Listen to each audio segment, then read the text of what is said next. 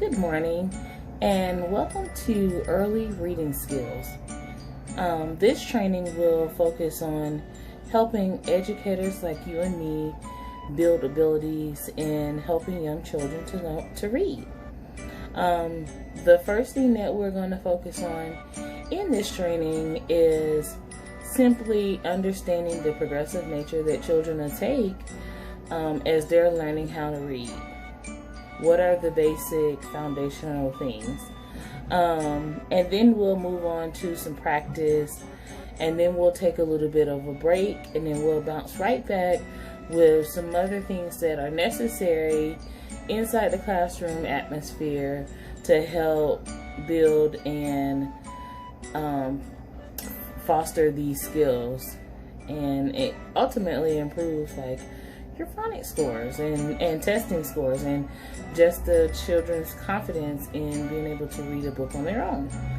First things first, we want to go into the basic fundamentals of reading and literacy.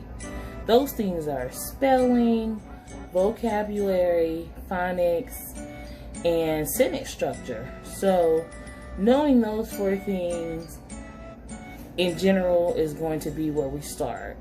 Knowing the order in which those things take, you want to start with the smallest of abilities, and then you want to build from there.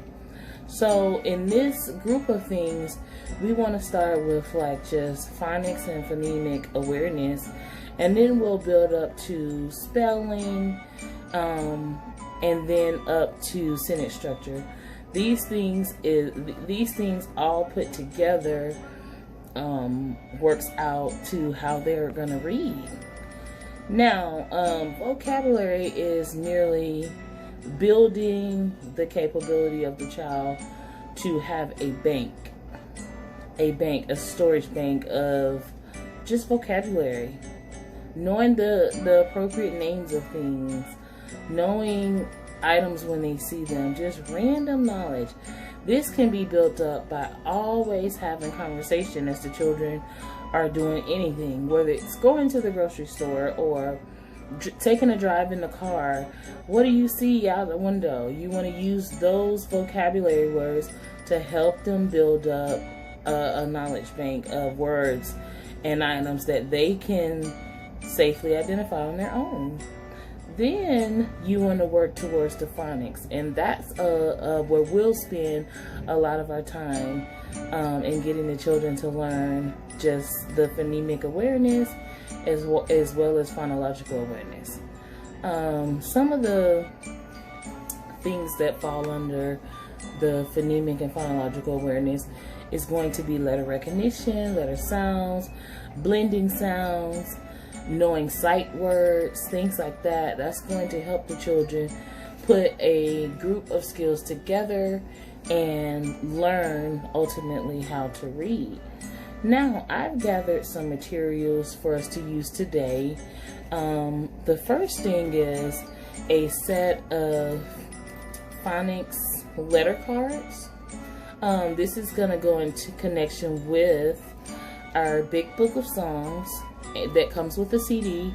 It's going to play a song that focuses on a letter at a time. Now, building these skills, you're going to build them literally a letter at a time, a sight word at a time, and you're going to build it over the course of the year. And then you're going to have checkpoints where you stop and you're going to review some of the things that you have taught and make sure that the children are retaining that information. Now, when you start a basic reading lesson, you want to make sure that the children understand basic sentence structure. For example, you want to make sure that they understand that we're reading from top of the page to the bottom of the page, from the left of the page to the right of the page. You want them to also understand things like you follow underneath the words on the page that you see, meaning they have to know the difference between a word, a symbol, a picture, a letter, a number, to know where their eyes should focus when they go and open a book. knowing the difference between these things are going to help them fully understand how reading works. And then practice from that point improves their abilities. Now, they must also know that a sentence begins with a capital letter and usually ends with some form of punctuation, which means spend just a few minutes explaining what punctuation means, what types of punctuations you can have, and how you address a group of words depending on what punctuation is at the end. And that's going to help them really understand further. And you're just progressively building these skills and practicing. Now, to start out a lesson, we pull out our letter cards. And if we're going to practice blending a word, we're going to find the letters of the words that we're going to practice. So, for example, we're going to practice the word cat. Cat. Now, we're not going to use these characters, but sometimes associating letters with pictures similar to these helps the children to understand sounds, helps them to understand items that belong to that letter family, and it will ultimately help them identify the way these letters will go together to create a word. Now, we'll start a lesson with our letter cards spread out because I want the children to understand that separate, these letters all make their own unique sound. At. And as we do that, that helps them to understand that, okay, I have these individual sounds to, in my mind. Now, when we put them together, you're going to say them a little bit more fluently. And you're going to listen to what you're saying. Listen to what you hear yourself saying, and you say it until you know the word. So, understanding that separate letters together make words, just like separate sounds together can help you sound out and figure a word out on your own. Now, after we've done just, a few practice rounds of blending, then we'll go into our little reader program, in which the children will start with just a few intro books. We have a few intro books. These books will help them just be able to practice the art of reading. They're very simple. Some pages, like literally one word on a page. The ideal is to get them to follow along in the right direction from top to bottom, reading with their fingers falling underneath. And then you pull a kid and you have them practice. If they're able to do these on their own, they take it home, they practice with their parent. Now, that's the big idea. Breaking it down, you have other things. You have a curriculum guide that's going to break down sight words. It's going to help you to identify activities and different things that you can pull out throughout the day, like word families, and how to help children build some of those phonological awareness skills and phonemic awareness. Also, you have your instructor's manual. Now, with this manual, it's going to be super cool because it maps out your entire phonics lesson. For example, we have our letter T lesson, and it tells you step 1 through step 8. And this is a variety of ways that you can introduce and reinforce that letter and that letter family, from doing a phonics workbook to doing a phonics art project to tasting or feeling something that belongs to that letter family. As many forms of activities that you can do to help the diverse learner the better they are at retaining the information.